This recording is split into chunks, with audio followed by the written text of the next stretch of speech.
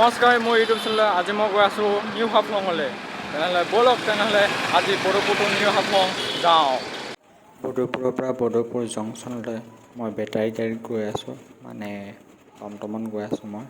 আৰু এয়া আমাৰ বদৰপুৰ জংচন, এইটো চাওক আমাৰ বদৰপুৰ জংচন। এতিয়া টমটমৰ পৰা নামিব লাগিব। এইটো বদৰপুৰ জংচনটো। বদৰপুৰটো আমাৰ এইটো জংচন হয়। বদৰপুৰ জংচন পাই গ'লোঁ আৰু এইটো এতিয়া 8টা বাজিছে আৰু 8টাৰ পাছত আমাৰ ট্ৰেইনখন আহিব আৰু 8টাৰ পিছত ট্ৰেইনখন বদৰপুৰৰ পৰা নিউ হাফলঙলৈ জাৰ্ণি কৰিব। তেনেহ'লে মোৰ ভিডিঅ'টো চাই থাকক। এইটো টিকেট কাউণ্টাৰ আৰু এয়া ষ্টেচন।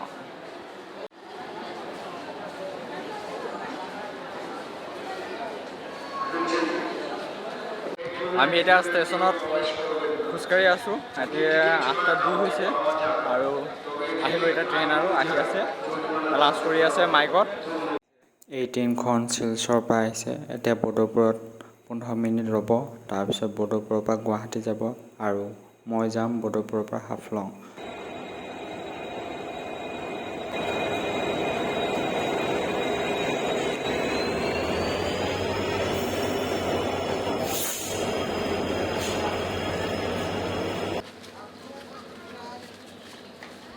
ট্ৰেইনত উঠিবলৈ গৈ আছোঁ আমি এতিয়া, আৰু ট্ৰেইনত উঠিম এতিয়া। আমাৰ D1, এইটো D1 হয়। আৰু ট্ৰেইনত উঠি গ'লোঁ আৰু এতিয়া আমি ইয়াত বহি যাম আৰু আৰামত।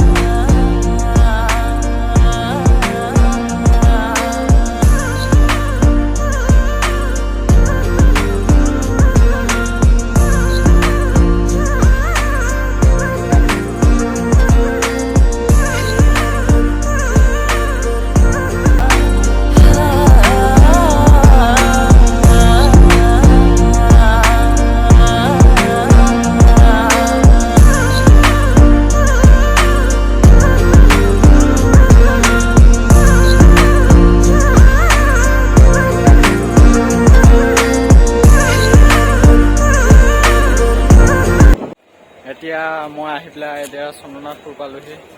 চন্দ্ৰনাথপুৰ চলি যাব এতিয়া ট্ৰেইনখন আমাৰ। এইফালেদি আগত এটা ইঞ্জিন আছে আৰু পিছত এটা ইঞ্জিন আছে। এতিয়া চাওক কিমান পাহাৰেই পাহাৰ। এয়াই হ'ল আমাৰ চিৰসেউজীয়া অসম। এতিয়া আমি আণ্ডাৰগ্ৰাউণ্ড পাম, সুৰংগ পাম, সুৰংগ।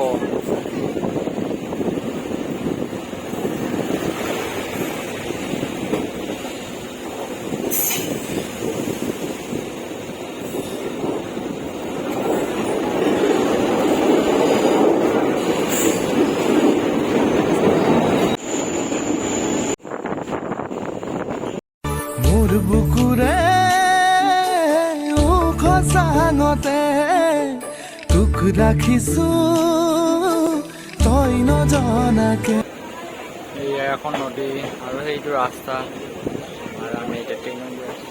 বহুত ধুনীয়া চিনাৰী হয়। আৰু এয়া চাওক আপোনালোকে, আৰু ট্ৰেইনখন গৈ আছে আৰু এয়া চাওক ওচৰত এখন নদী আছে আৰু আমি পাহাৰৰ ওপৰে আমাৰ ট্ৰেইনখন গৈ আছে। আৰু মই বৰ্তমান আছোঁ ডিমাহাছাও ডিষ্ট্ৰিক্টত। আৰু এয়া চাওক ৰাস্তাৰ কাম কৰি আছে ইয়াত। ইঞ্জিন এটা আছে দিছে। আমাৰ এইফালৰ ট্ৰেইনবিলাকৰ আগফালে এটা ইঞ্জিন থাকে আৰু পিছফালে এটা ইঞ্জিন। আগফালে ইঞ্জিনটো থাকে টানিবলৈ আৰু পিছফালৰ ইঞ্জিনটো ঠেলিবলৈ, কাৰণ পাহাৰ এৰিয়াত দুটা ইঞ্জিনৰ প্ৰয়োজন। কাৰণ আগফালেটো টানিব লাগিব আৰু পিছফালেটো ঠেলিব লাগিব, তেতিয়াহে ট্ৰেইনখন যাব পাৰিব, পাহাৰত উঠিব পাৰিব। সেইকাৰণে ইয়াত দুটা ইঞ্জিন দিয়ে।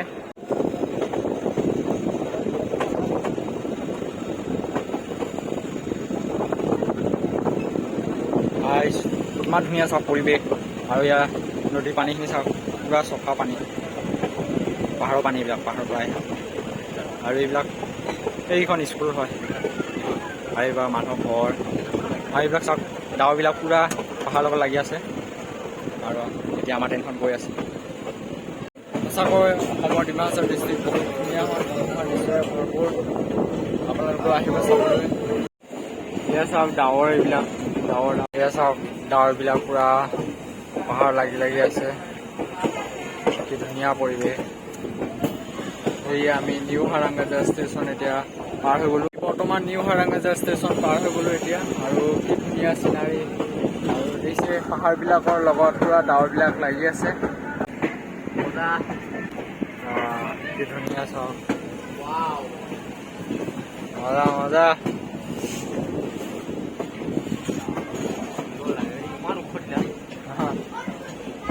বৰাইল পাহাৰ, বৰাইল পাহাৰ মজা এইখিনি।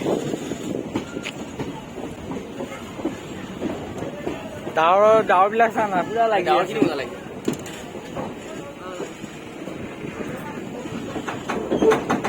Amazing, amazing, জিং জিং। হঠাৎকৈ বৰষুণ লৈ আহিলে, পুৰা বৰষুণ দিছে এতিয়া।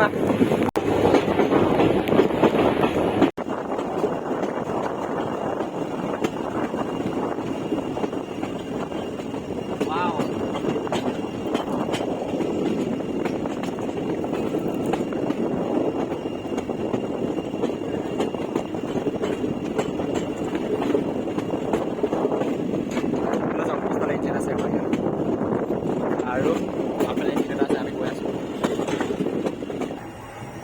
মই এতিয়া ট্ৰেইনত জাৰ্ণি কৰি আছোঁ আৰু আপোনালোকক দেখুৱাই আছোঁ, চাই থাকক। Mana majonano manyane ano Aila dungamna okodem loyan. কিমান তলত মানুহৰ ঘৰ দিছে, এইবোৰ মানুহৰ ঘৰ। আমি এইখন ইয়াত গৈ আছোঁ। জাতিংগা লামপুৰ, জাতিংগা লামপুৰ পালোহি।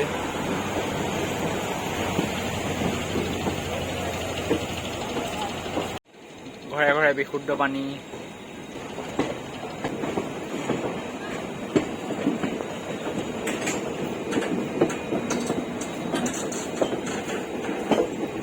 এইকেইটা মহ দেখিছে নে, মহ, এইকেইটা মহ।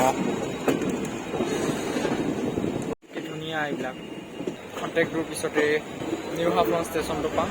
গৈ আছে লাহে লাহে, ধীৰে ধীৰে ধীৰে ধীৰে ৰ'দ নামিছে।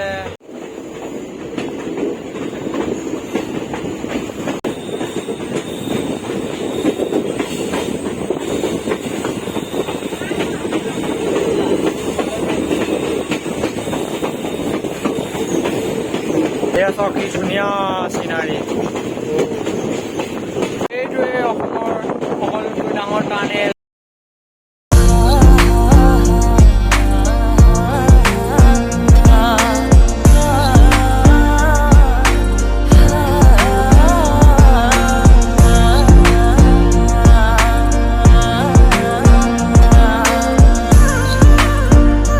মোৰ পিছতে যিটো সুৰংগ এতিয়া দেখিলে, সেইটোৱে অসমৰ আৰু নৰ্থ ইষ্টৰ ভিতৰত সকলোতকৈ ডাঙৰ সুৰংগ, মানে টানেল। অসমৰ সকলোতকৈ ডাঙৰ আৰু নৰ্থ ইষ্টৰ সকলোতকৈ ডাঙৰ টানেল হয় এইটো। আৰু এতিয়া আমি পাইছোঁহি নিউ হাফলং।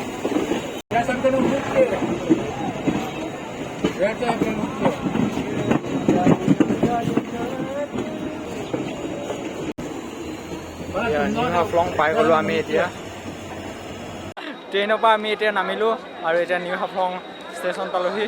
আৰু এতিয়া আপোনালোকক মোৰ ভিডিঅ'টোৰ জৰিয়তে আৰু ধুনীয়া ধুনীয়া দৃশ্য পাহাৰত দেখুৱাই আছোঁ। এতিয়া নিউ হাফলং ষ্টেচন পালোহি।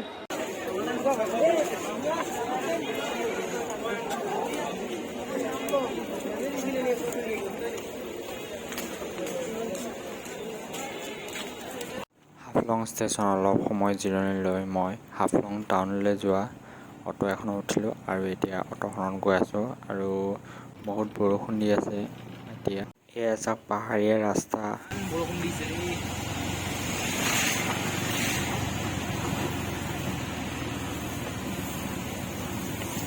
অটোখনত আহি আহি মই এতিয়া হাফলং টাউন পাইছোঁহি। আৰু হাফলং টাউনখন বহুত পৰিষ্কাৰ হয়।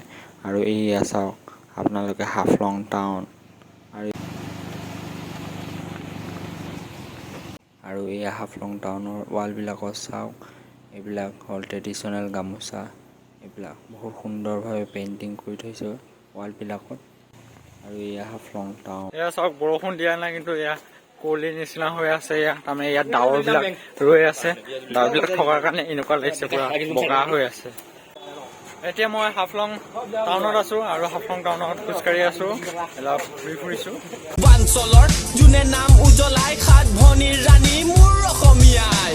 এতিয়া আমি জাতিংগা ফেষ্টিভেললৈ আহি পালোহি আৰু আপোনালোকক আজি জাতিংগা ফেষ্টিভেল দেখুৱাম। আৰু ইয়ালৈ জাতিংগা ফেষ্টিভেললৈ আহিছে দীপলিনা বা আৰু বৰ্ণিলা।